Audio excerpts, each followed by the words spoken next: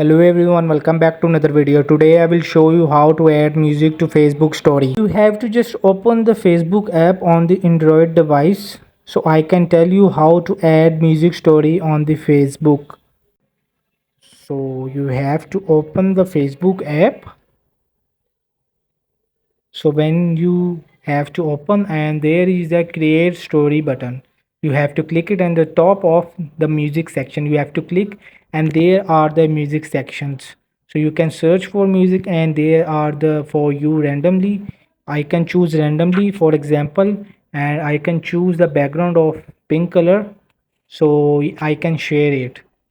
So you will see it will be complete uploading video, it will be 100 and it will be automatically uploaded on the Facebook story. So you see it is shared, your story was shared.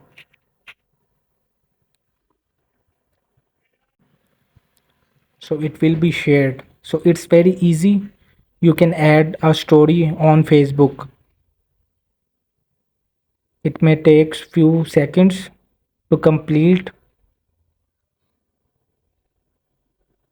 It may take finishing up, and this your story was shared. Hope this video helped you. Please don't forget to like and subscribe and get notified for more videos.